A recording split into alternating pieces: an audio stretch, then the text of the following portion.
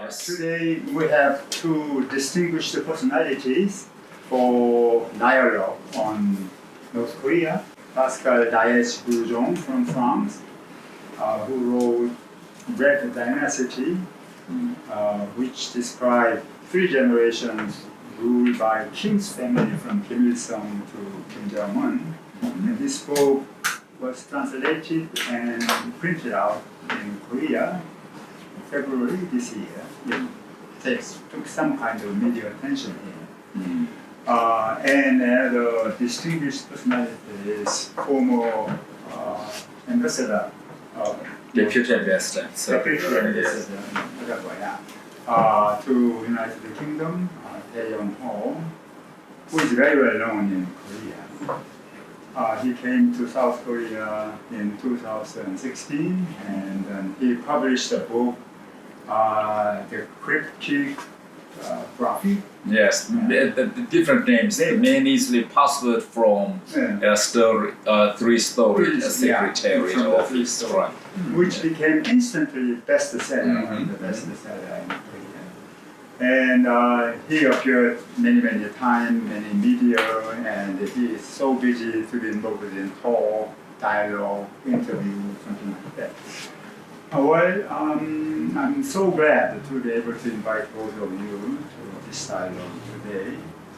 Perhaps this dialogue may be quite special in the sense that not only the kind of same or similar voices will be brought out, but some of the differences will be maybe brought out through our dialogue concerning how we see the North Korean people's attitude to regime and where North Korea stands today and what is the likely future of North Korea, even further what kind of option should be taken by South Korea to North Korea, etc. This time.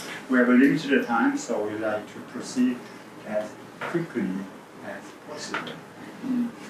Well, so to begin with, I'd like to ask Pascal why you decided to write about what we call voluntary subjugation and what is the exact, the precise definition of it and something like that.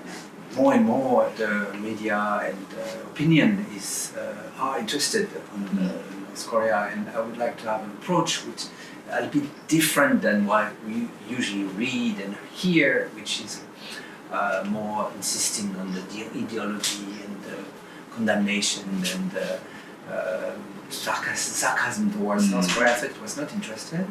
And also, I'm absolutely sure that we can understand Korea. We cannot only consider Korea as unique and absolute and closed country, even though I know the North Korea is called sometimes the new Hamid kingdom. I'm sure the Korean culture has link with the other one, and they are part of universality somehow. Then comparison can be done between time and between space, between Korea and other regimes, of course in neighboring countries, but everywhere. And in the same time, also the past times, especially because, if I understand well, North Korea used a lot reference to history. And then history is very important, and the relation to history are very important.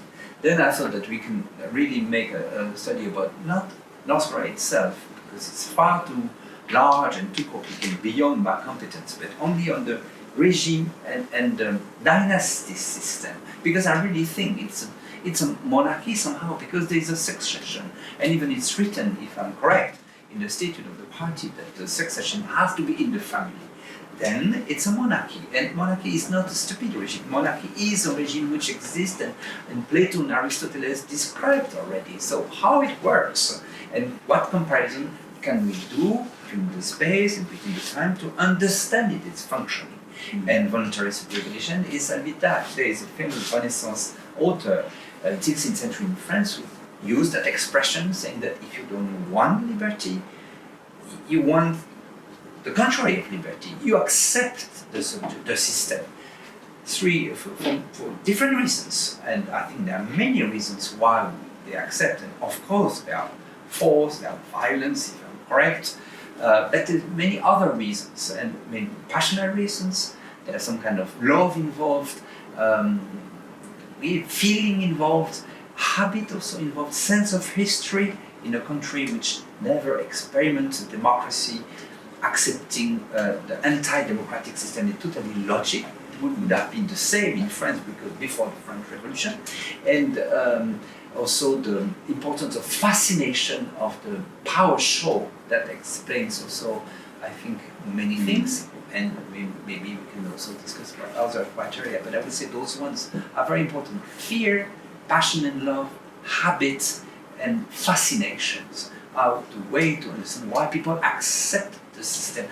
Accept not the system, accept the monarchical system and the grandfather, father, son, being the incarnation of the regime, of the revolution, of the future of the North Korea. And I don't have the impression that they want to change that, and that at the end of Kim Jong-un, for any reason, they want to have somebody else. Maybe they have someone in the same family, if it's possible, of course, if there is any person able to take the succession.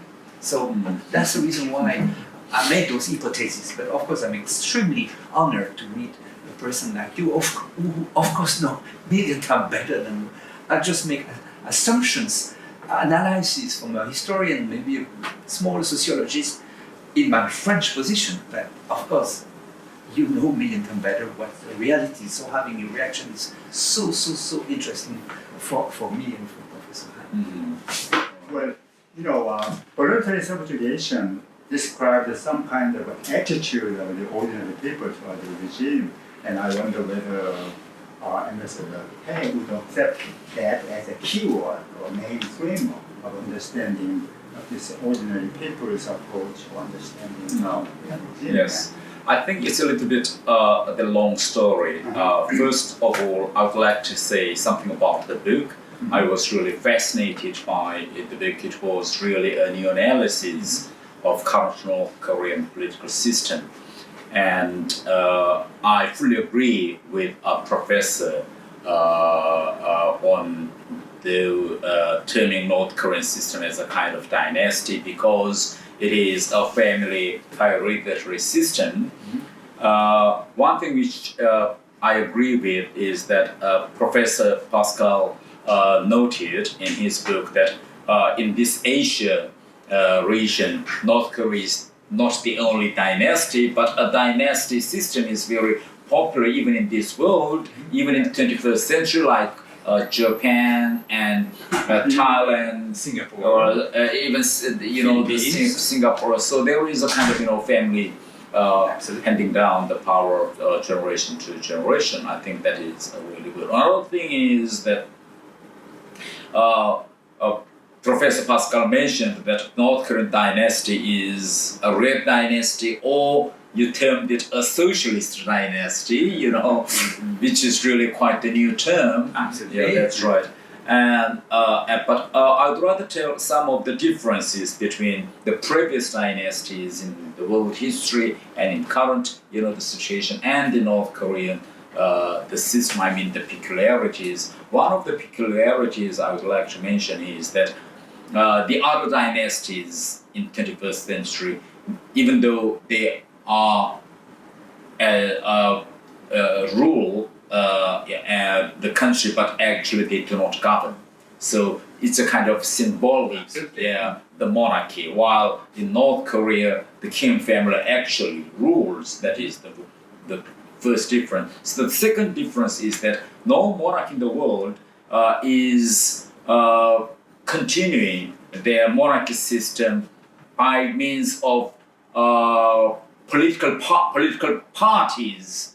But North Korea is the first country in the world, and maybe I think the last one, which has a political party, or called Workers' Party of Korea, as a kind of tool to continue their dynasty system in this world. I think that is one of the greatest difference between the rest of monarchy system and the North Korean system. And at lastly, about the subjugation, you mentioned about the voluntary subjugation and also the forced subjugation. I want to say that at the first the period of North Korean system, there were many strong elements of voluntary subjugation among the leaders and the group of Kim and even the normal North Korean masses of people. But at this moment, I think what I want to mention is that the ratio of voluntary subjugation of North Korea decreased as the time being. So, and if we compare which is bigger, voluntary subjugation or forced subjugation at this moment, I think the forced subjugation, I think, is much bigger than the voluntary subjugation as a kind of conclusion. Well, what is your response to that? Yeah. Whatever, I'm just opening it. Yes. It's a little bit difficult to disagree, but what you point out, the difference between generation, it's something a bit new for me. I thought it was some kind of continuity through generation, and I didn't exactly see there is a difference with the generation which is, if I understand you well, you consider Kim Jong-un as the, finally, even though he's quite young, the master of the second generation, and now there's a third generation yet to come who might change. And it will be difficult because then he will be older.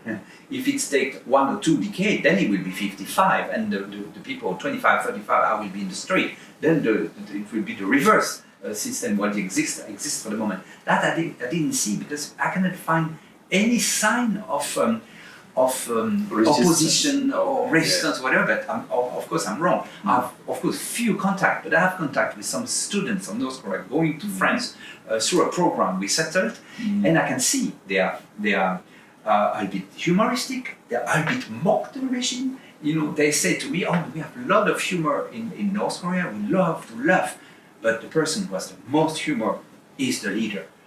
Of course, it was a bit sarcastic. It was very interesting to say that to me.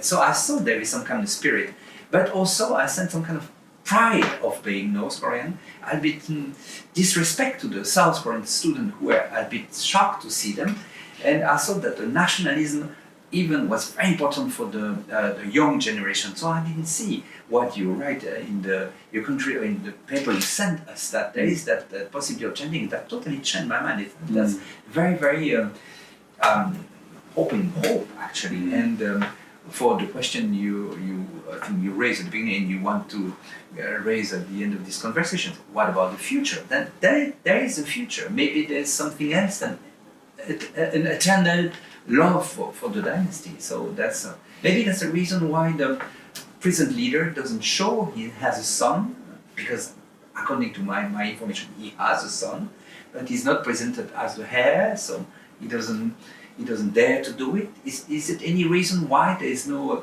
future heir presented to the opinion so far? Why they don't show the son? Why they don't say that there will be another Kim after him? He doesn't want to do it?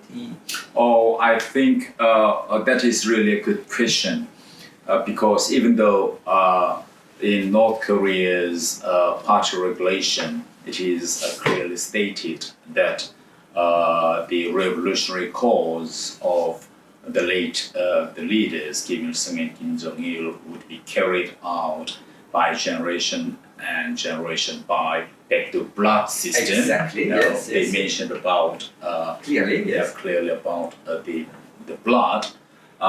So people to understand the back to blood means that the next generation of Kim Jong-un would be the next, the higher. But on the meanwhile, North Korea is also a socialist country, which also advocates the communist ideology, and in North Korean people know quite well that in communist ideology they strongly object the family hereditary the idea very strongly. Karl Marx mentioned that the capital accumulation could be possible by the family hereditary system. That's why the communists should oppose any kind of whatever it is, property or whatever real means of production, whatever. Communists must oppose all this kind of hereditary system, and because of that, because of North Korea's hereditary system, North Korean Workers' Party actually lost all the party relations with the rest of communist the parties in the world. For instance, North Korean Workers' Party do not have any party official relations with the French Communist Party, also because the all European Communist parties say no, that is not our political line. If we accept this hereditary system, so North Koreans these very anti-hereditary sentiments of the rest of communist world, even though they are saying they are communists. That's why the king is afraid of showing his son at this age that would be the next, the highest. So that is one of the reasons. So even though they are in dilemma, even though inside North Korea they say that two bloodline will inherit, but to international world, they know that it is not right to openly say about it. So I think that is one of the main reason. And North Korea must keep a very good relation with Chinese Communist Party. And there is a very strong opposition in feelings by Chinese communists that they strongly oppose this kind of hereditary system of North Korea. So Kim Jong-un knows very well of these feelings. Right, even though the fact that in China Mr. Xi Jinping now is in power forever makes him some kind of Roman emperor somehow, who will choose his heir in his family or around his friends, who will be emperor forever also. So they progressively go to some kind of monarchical system also. Yes, Xi Jinping may choose his friend for his next successor, but if he chooses his family, the member, I think he may face a very strong opposition from all Chinese people. I'd like to go back to Yes. original point of this voluntary subjugation or forced subjugation. And both of you actually speak of these two dimensions. That's right, yes. But Pascal, you seem to put more emphasis on the aspect of voluntary subjugation, whereas that's right. put the other side. Well, there's a good reason for doing so, but I got the impression that voluntary or forced subjugation might have a very different level on the aspect. I got this kind of impression. 3 different types I can identify. One is very strong type of voluntary subjugation. They are those who believe that North Korean regime is legitimate for many reasons. Okay, so I have a will to support it, strong will to support. This is a strong type of voluntary subjugation. Strong type of hostile, unforced subjugation. They feel some kind of threat, danger, kind of depression of option. So they have to survive, so they just follow it because they don't see any other alternative. So they feel very much forced. So there could be that kind of phenomena, and then they maybe grow. And I see there is some kind of in-between kind of gray zone where people just follow the leadership. Simply, it's just a habit. I don't see any other alternative at all.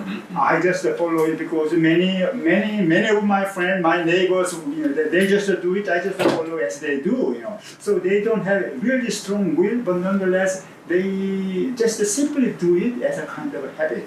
It may be a kind of weak version of voluntary subjugation, maybe passive side of forced maybe subjugation. Then I'm sociologist. I'm interested which group may belong to which type of category. Strong type of voluntary subjugation, gray zone in between, or maybe strong pattern of forced subjugation. You emphasize the forced.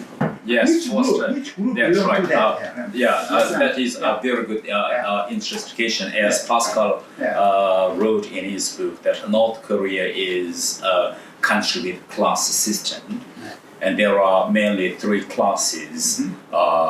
First one, the ruling class is core class, to which I belonged. The second one is a wavering class. Majority of North Korean population belong to wavering. And the last one is hostile. They are really hostile because their ancestors were either pro-South Korean or pro-American or even pro-Japanese. So North Korea is a system with guilt of association. So if your ancestor committed a crime, then that crime also, the guilt also handed over to next and next, something like Lee dynasty. You know? And you cannot escape that. Yes. So, but what I say that at Kim Jong-un's reign, the level of forced subjugation, even on core class, is much more intensified. For instance, I tell you a very interesting story. Now in Pyongyang city, the people who live around the central the Committee of Workers' Party of Korea actually are all core class. Because in North Korea, the place of residence, Yes, I know. the place of the opportunity for education, and also the opportunity for good job are decided by which class you are belonging. So actually, the people who live around at the center of Pyongyang, they are all naturally core class. But quite recently, in Kim Jong-un period, Kim Jong-un asked that all the top floors of North Korean apartments around at the center of Pyongyang must change, their windows must be changed into blur. Really? Yeah. Yes. So foreigners are surprised when they go to Goryeo Hotel. Exactly. Yeah. Have you ever been to Goryeo Hotel? No. Yes. So when the foreigners went up to the top of Goryeo Hotel, there was a revolving restaurant Yes, I for know that. foreigners to Yes, dine. yeah. Even the window, the glass of that windows are all blown. So the foreigners cannot even look out of the hotel. It's too bad. And they went outside and looked the other apartments, and they were shocked that even the leaders of North Korean, the population who are living near to West Central Committee of Work, the top floors are, even the windows are all blocked. So even the people living in those good apartments are not allowed to look out. That's very. So Yeah. Never hear that. Yes. and so the foreigners, oh, it's really crazy city. Why? Then what's the point of having windows in the Absolutely. apartments? Yes. So Kim Jong-un even does not want to be seen. Really? Yes. So if you, I think I read a very interesting story today about, if you want to see, I want to show some of the people. Some foreigner asked me why Kim Jong-un is going to make Pyongyang city this kind of crazy level, And second thing is that in North Korea, the freedom of movement is not allowed. Yes. So, in all communist countries, in Vietnam or China or whatever, if you want to go to America, if you have money, it's your choice. But in North Korea, you can't even move from city to city. There is no any freedom of the movement between the cities, but people do not accept it. So that's why if you read the recent stories in North Korea, there are a lot of private transportation system is taking place. The drivers are driving their own state-owned buses in order to earn the money. The people want to bribe the checkpoints in order to have a free passage between the cities. But Kim Jong-un wants to stop it. So there is more and more intensified, subjugation, while there is more and more resistance to have more freedom to move. Even that is a very single thing. Another thing is that when I was young, if somebody say, hey, I have an American film, do you want to watch it? Then I definitely say no, because I thought that America is our sworn enemy, so it's not right thing to watch Rambo's film, even everyone, I have Rambo, no, I see America is on. But these days, the young generation, they are different. Now, South Korean, not only Americans, but South Korean movies and dramas are very popular in Korea. Yes. If you interview the recent North Korean defectors, they have all history of watching, South Korean. But on the meanwhile, Kim Jong-un regime is intensifying any possibility to crack the smuggling of South Korean the films and cultural contents. But in North Korea, if there is a demand, then there is a supply. There's a supply. Yes, this is the capitalist, the way of. So now, more and more people are engaged in smuggling these cultural contents from China to North Korea. So even though there is a great risk of their lives, this kind of commercialization of South Korean cultural content is going on and even expanding. Now, if you go to North Korean Jangmadang market, 5 years or 4 years ago, the people cannot put South Korean products open on the table to sell. If you do it, you would be the instant subject of the arrest. But these days, even though there is a police around, you openly put all South Korean, the beauty products here, and the people, police around even don't care because they are all connected with money and bribes. So all these, the recent developments, what I see is that the recent developments inside North Korea is pushing a kind of change inside North Korea from bottom up. That is the main difference between China and Vietnam. The changes in China and Vietnam was, from top to down, top down. But in North Korea, no. Kim Jong-un wants to keep on its control, but the change is coming from bottom up. So I think there is a hope. That's very interesting observation. So if I understand you correctly, you are saying that there are some bottom-up energy coming down, coming up from the bottom, coming up. Yes. But nevertheless, Kim Jong-un regime tries to open the country in a way, but nevertheless they do their best to suppress it, to crack down. That's right. Yes. So therefore, your idea is forced subjugation is applied not to only small segment of the people, but it could be applied to all society. Step by step, it's expanding. In the past, the core class was very voluntary subjugation, but even now, Kim Jong-un himself, do not believe in, do not trust the core class. That's why, for instance, if you read the North Korean newspapers, there is a frequent change of army generals. That's in the past, in Kim Jong-un period, if you stay, in army general, you just stay as a kind of, guaranteed, job. In North Korea, no. Every 1 year, you change the whole, army. That's what So, if you want to be a first star or second star in North Korean army, you must be the core class. But this kind of frequent change of North Korean leaderships in the past is the months or year, namely, this proves that how much solidarity between Kim Jong-un and the core class. In the past, Kim Jong-il's period of, even though at that time there was also the reign of terror, there was a terror instruments, but also there was a certain level of voluntary subjugation. So the level of this kind of frequent change or the terror purge was not so rampant or frequent compared between the two.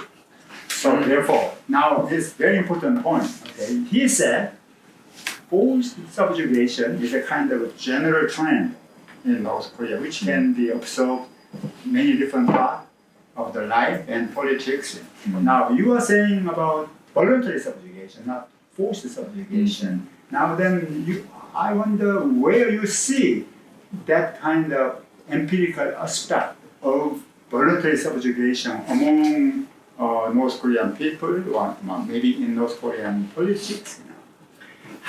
Considering all those elements, maybe I should change a bit my opinion, because what we see, all the information which arrives to us don't exactly say that, because there is no real opposition. I think I'm right. There's of course no opposition party, whatever that's short, but there is no exile government. There's nobody who looks saying anything.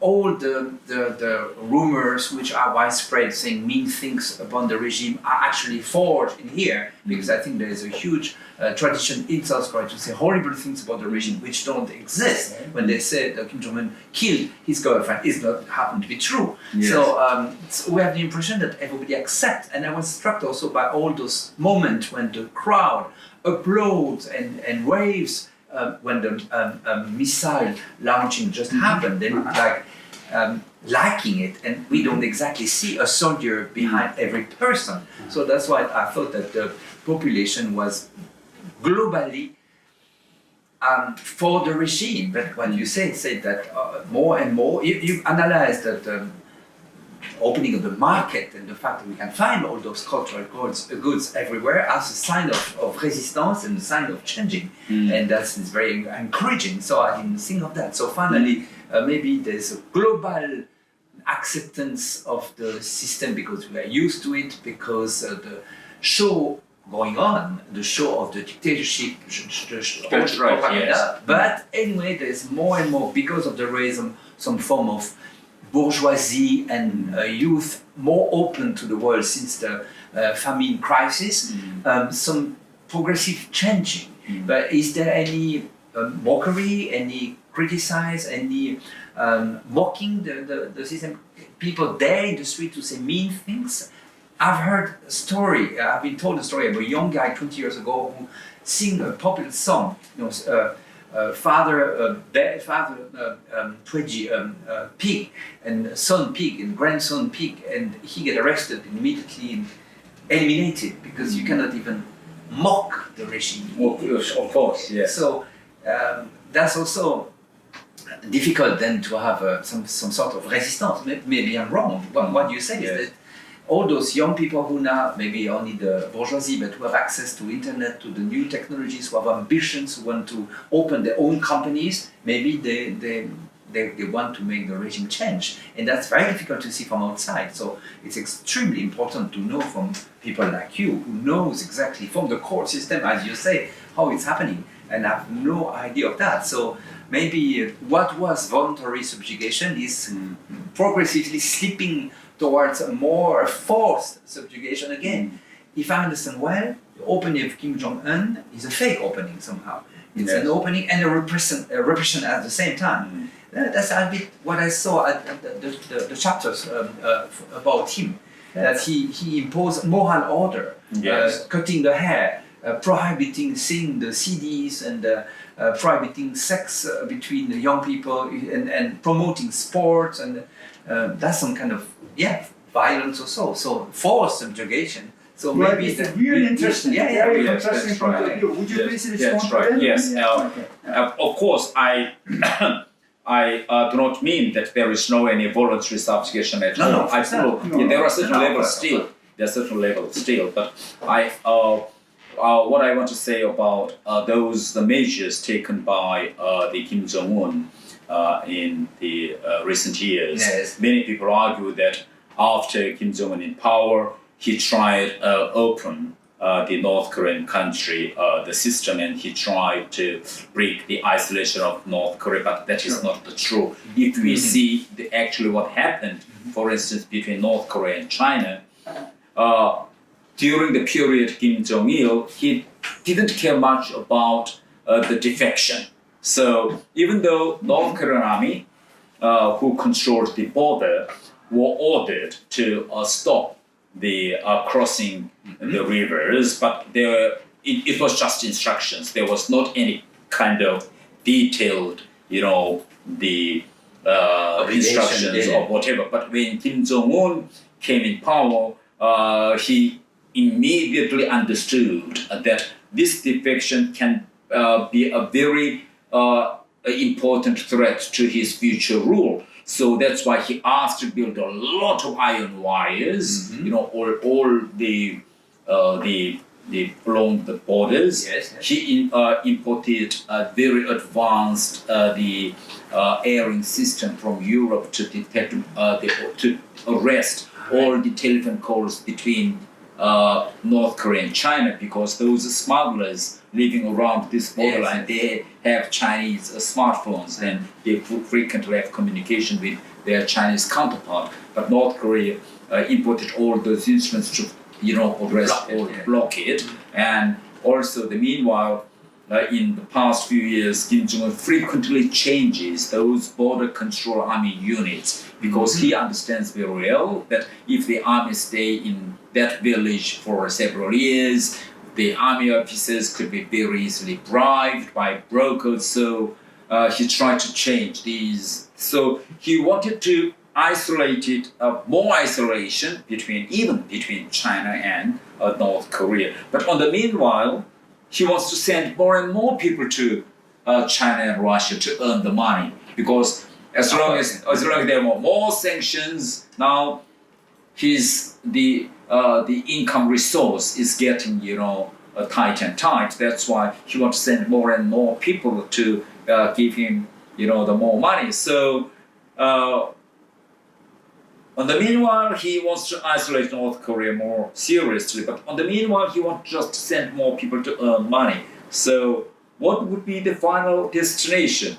I'm not quite sure yet, because now more and more people now have the opportunity actually to see the rest of the world with their own eyes. So after they visited China, Russia, whatever, even though it was a short period, I think they may have a double think about North Korean system. So somehow our talk suggests that both voluntary and the forced subjugation makes sense actually. To understand a certain aspect of North Korea. So the question is, I think, is that whether the voluntary subjugation which Professor Pascal wrote is increasing or decreasing. I think that is the most important. And how we can envisage the future of North Korea in terms of voluntary subjugation. Is it will it stay at current level or it will decrease? I think that is very important. I think theoretical and academic. I think the question. So why don't you move further on? If I remember correctly, Ambassador Pae made an interview in Taipei. Yes, that's right. Yes. September. And somehow he anticipates that for North Korean people will come out to the street as we see in Hong Kong in more or less 20 years. Yes, that's right. Yeah. So it's somehow something is moving up here. And also you mentioned about opening of market system. Yes. And so if we go back to the market system, it's a new event in North Korea. On the one aspect, we can talk about your idea of voluntary subjugation may be applied to these consequences of market economy, and forced subjugation may work in that context too. That is one aspect. The other aspect is young generation. You emphasize young generation. Yes, that's right. Perhaps the role of digital technology in terms of its likely consequences to the future of North Korean politics. This is a very open field, but this is a really interesting area where we could explore both dimensions, I think, voluntary and self-focused. Ambassador Pae, I'd like to ask you how you see the main attitude of the emerging commercial bourgeois out of the market. How do you apply your term of forced subjugation, or maybe this term, voluntary subjugation, to these emerging social forces in North Korea? I think what I want to write or tell is that those evolution process of free and black market in North Korea in the past 20 years. At the first stage, the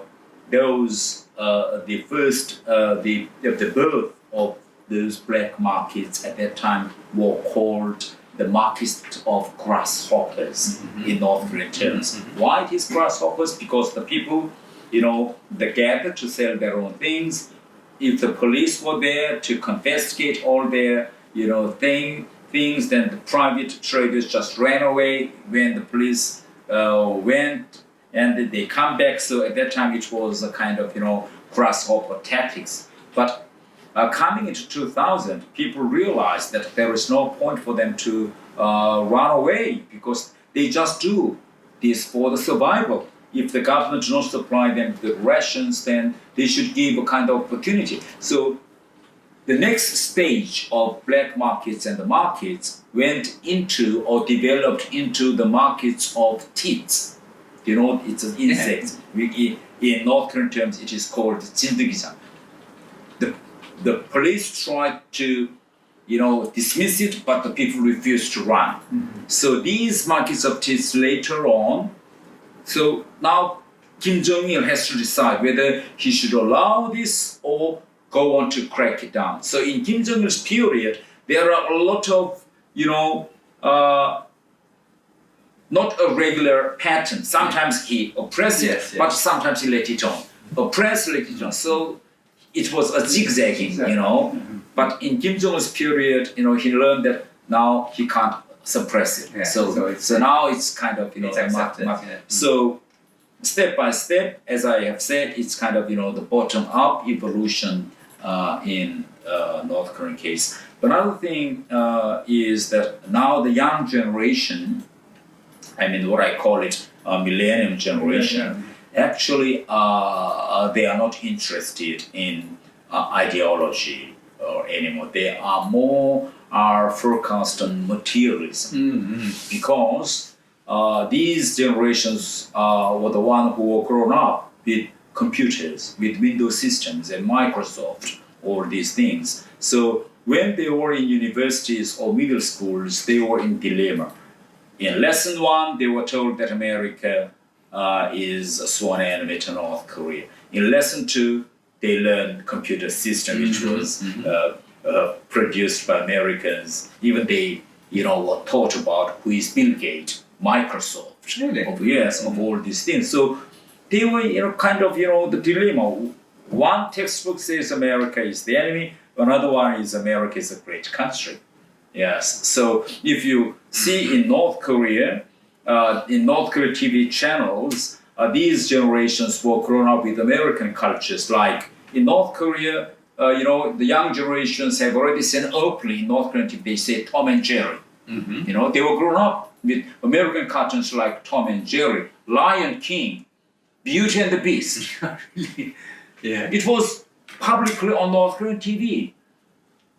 Okay. That's incredible. When Kim Jong-un took the power, in August of 2000, I think in August of 2012, he had first Morambong, the performance where he had Mickey Mouse of all these things, Rumbers, of all these things. So the millennium generation are different. The current dilemma of North Korea is that there is a very strong difference between second generation and millennium generation. And the dilemma for the second generation is that they are very proud of the achievements of North Korea, which they made in the past, but they do not present visions of future North Korea.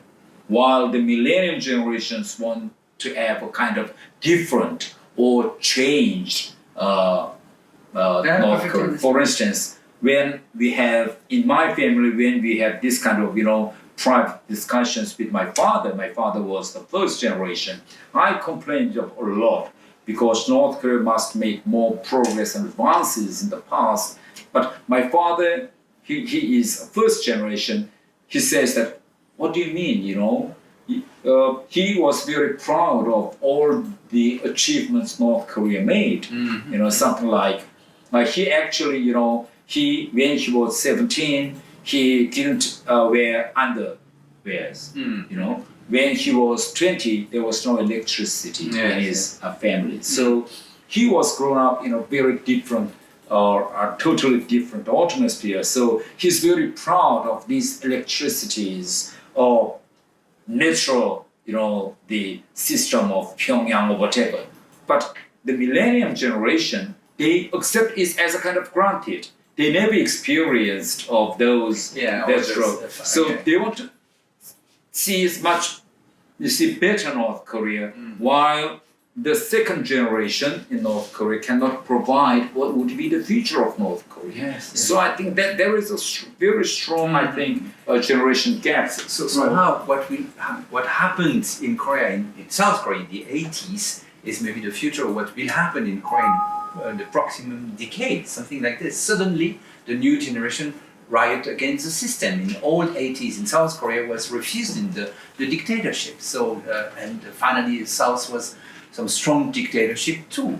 So you think there is a possibility that the third generation will really introduce another vision, another system? Is it possible to imagine something without the Kim family in North Korea? Yes, and another thing I want to tell about the North Korean system of guilt of association. In Korean society so far, the birthplace, education, and the blood, these three elements, these ties, the place, blood, and education were very important. Yes. The part to make a kind of network in this society. Same is the case in North Korea. So when I was young, I saw all my relatives. For instance, my uncle's sons, my grandfather's brothers, the sons or whatever, because at that time in 50s or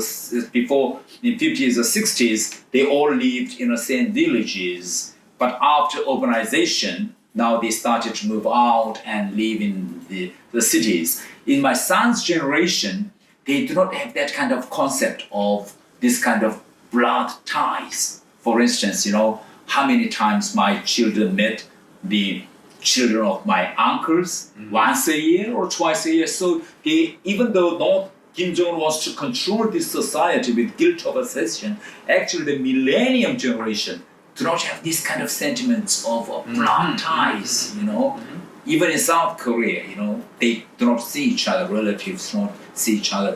Same thing in North Korea. So I think in the near future, North Korean system will meet a kind of limit of running the system with the guilt of association, because the people will not be buying true, it. but I like to Pascal, I like to ask you Yes. to respond to Ambassador observation. He said about the millennial generation as well as emerging commercial bourgeois. How do you think about your thesis of voluntary subjugation or forced subjugation? Do you think your idea of voluntary subjugation can better explain the attitude of millennial generation in North Korea or emerging commercial? It depends on what they will do. Yeah, Actually, yes. for the moment, they don't express themselves, so they still look like accepting the regime. But if they change, if they use the new Not only accepting technologies, the but they got some benefit actually. Yeah. They got, somehow, Yeah, not, right. not all of them, if I understand well, the bourgeoisie benefits of this system, but the other ones, especially the guilty families, they don't profit about the regime. If they don't change anything, then they will still be subjugated by the dictatorship, and now somehow the consumption which arrives in North Korea. But if they change, if they become like the South Korean news in the 80s, then they will stop to be voluntarily subjugated. Then they have the will of liberty. That's what is absolutely thrilling. So there are some kind of germination of desire of equality. First you say equality, and equality leads to liberty. So that may change. But my question was, is it possible? Can they even imagine a regime without the Kim? That's a bit of a problem, because if I understand well, the Kim family rewrote the history completely. They were always there. There's a new era, the Juche era, I think, which is in use. Can they imagine themselves with something else, or would they choose somebody else in the family to incarnate the changing? Is it I possible? think, to my impression, Kim Jong-un would be the last. Okay. Would be the last one in this dynasty system. Uh-huh. I think within 20 years, I think North Korean the structure would collapse, and I think North Korean people will be willing to take South Korean style of free and democratic system as what East Germans did. So why I do think like that? Because as I said that, because I'm really strongly believe in the biological change, not the chemical change. Yes. Well, the first the thing I want to mention is that in communist world, not only North Korea but in China or Soviet Union, when the power was at the hands of third generation, then there was a great possibility of the change. So, for instance, Russia and Eastern Europe, the change was only possible when Gorbachev, he's the third generation of That's Russia, true. when he was in power and the rest of his people was in power. That was possible. At that time, if the third generation were in power, people would be brave enough to take the streets. So what happened in Soviet Union? The people take the streets. Communist party leaders ordered the army to suppress it, but the tanks of the army didn't do it because the army, there is a general concept of that kind of, the knowledge that they should not use these army forces to suppress its own power. That is the general concept of third generation. If you look back at what happened in China in June of 2089, students took the streets because they misread the leader of Chinese Communist Party. At that time, the Chinese Communist Party was at the hands of first generation. Deng Xiaoping, the rest of the leaders were so they were the ones who actually got the power by killing the other people. Absolutely. Yeah? They were the ones who experienced the war. So they do not take any kind of guilty by using this means of force to carry out their own wills. Now in China, Xi Jinping is the second generation. When the second generation have a very strong link with the first generation. So when the second generation in power, when the people take the streets like what's going in Hong Kong, the second generation would be the merciless to do the same. But when the China will be at the third generations, now the fear of the people towards the leader and the system might be much lesser than the current ones. So people would be more brave enough. In North Korea now, the students know quite, young generation know quite well, if they took the streets, the current system will crack them mercilessly. That is a common knowledge. So Really? I have to wait, yes. So I have to wait. We have to wait biological change. The time will solve. And that's Then, extremely emotional. Yeah. Do you take the collapse of the North Korean regime as a condition for the kind of development, maybe democratic transition that anticipated from North Korea?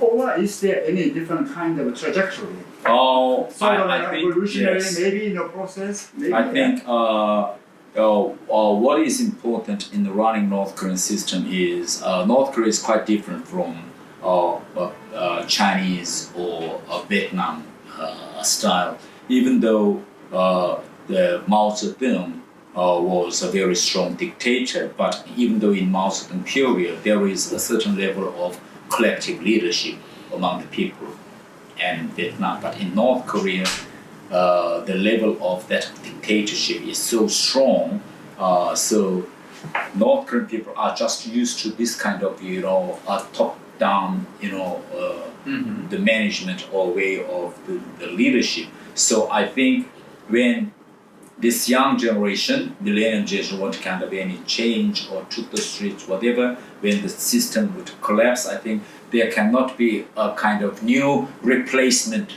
like what happened in China or Vietnam. I don't believe it. North Korea, How do you respond yes. to that? Yeah. It's a very important part of the future, actually. That's I hope it. I mean, I don't know exactly, and I hope that it will happen like this. But I was very interested to see that strong possibility of the young people to take the street. For me, it was totally impossible because they were so much persuaded not to do that they won't do. But you think they're ready to do, and they're just willing the good opportunity to do it.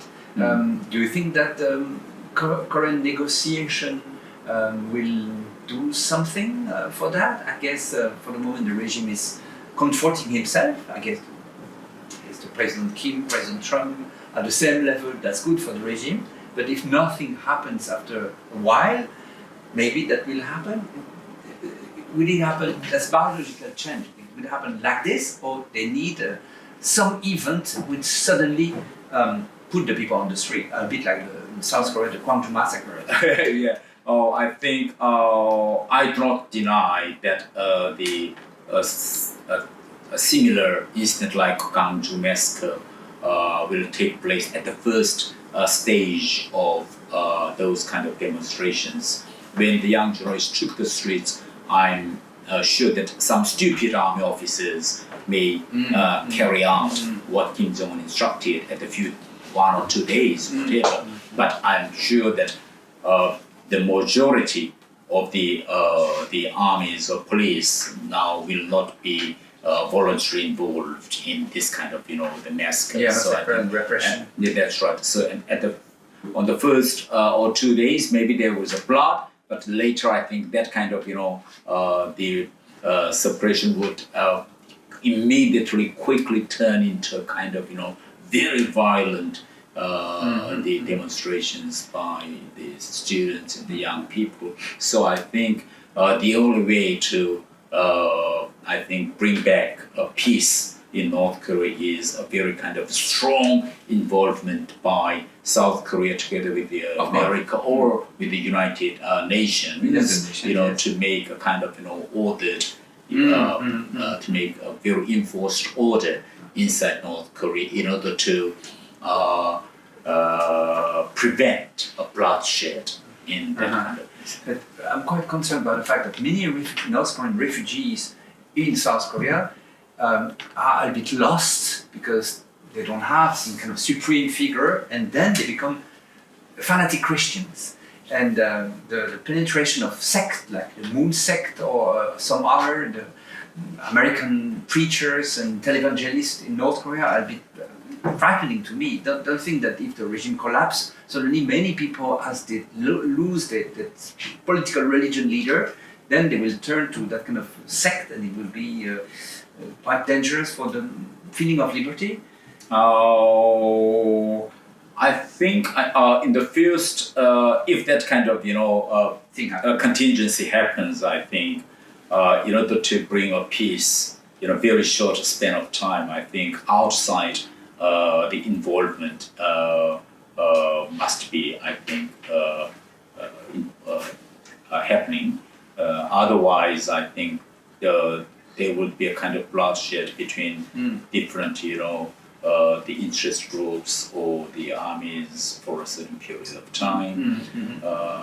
That is, I think, my strong belief. So that's why whenever I meet or whatever, I always ask South Korean government or Americans together with the United States or even with Chinese. I think the government should now open to discuss what they should do in cooperation with if this kind of contingency happens in future. Well, what you said may represent one scenario, I guess. Yes. There could be many competing scenarios, I guess. I wonder how you see the impact of digital communication, digital technological upon people's way of thinking, something like that. You are talking about the millennial generation and computer generation. They are using Yes. a lot of smartphone and kind of electronic media, like Yes. internet, for example. So, on one hand, it may open up Yes. different sources of information in one or the other way. So it could provide some room for kind of opposition, different idea, resistance in some way. But on the other hand, young generation may be more deeply penetrated by digital technology, which showed very soft power of North Korean regime in many different ways. Kim Jong-un may appear very capable of dealing with even Trump. So North Korea appears to be as strong as United States in terms of kind of atomic bomb competition, something like that. So in that sense, they may feel very proud of their country, maybe their leadership, by this very intricate penetration of the impact of image politics by digital technology. Yes. In that sense, it works against it actually. How Yes. do you evaluate it? Yes, first of all, I think the recent changes in North Korea are the direct benefit of the recent developments of IT industry. For instance, in the past, it was very difficult, to hide the South Korean movies or dramas. If you want to bring or want it, you have to keep this size of DVDs. You have to hide it. But these days, even this size of small Exactly, SD card. So in North Korea, young generation call this kind of SD card as a kind of, they call it nose card. Why they call it nose card? When their bodies are searched, they immediately put it inside their nose or even at the socks, so the police will be find very difficult to find it out. So this kind of small nose card are very popular and are very good sale actually. And now the North Korea, there are very vast the usage of cell phones, so if you visit North Korea, there are a lot of policemen even at the gate of metro stations to search the bodies of young students frequently, to take their handphones out and search whether there is any record of watching South Korean cultural contents, because they share these SD cards with each other, they put it and then they watch South Korean things, and then when they travel, they take it out and delete it. You see, so that is really a frequent the practice. Another thing is that now Kim Jong-un wants to have negotiations, and he wants to create kind of very strong the man's image by having this negotiation with Trump. Of course, at the first or second summit with Trump, the people may be shocked, surprised. Oh, now Kim Jong-un is at the same level with President Trump. But you see, the more Kim Jong-un meets President Trump, and there is no any, sight for any changes or economic benefits which bring to those North Korean people, then the enthusiasm of these kind of summits can be reduced. For instance, when Kim Jong-un first visited China and met Xi Jinping, there was a very strong enthusiasm of, Kim met Xi Jinping. Maybe Xi Jinping promised a lot, so maybe North Korean economy would improve quite quickly, whatever. But when Kim Jong-un met twice, 3 times, if there is no any big changes, then people are just used to this kind of summits, then the enthusiasm which Kim Jong-un intended to make by these summits will decrease. So what is the most important thing in North Korea now is the money. Yes. Yes, I heard. Yes. Thank you very much. I think the time Yes, we have to absolutely. stop. Thank you very much for both of you. We exchanged very interesting aspects of North Korean Yeah, development. thank you very much. It was very There's no inspirational. conclusion, but nonetheless, the course. kind of point of view which is raised out in this dialogue needs to be more carefully examined, I think. That's right, We yes. just started dialogue. That's right. I hope we can meet Yeah, sometime. absolutely. There can't be any conclusion.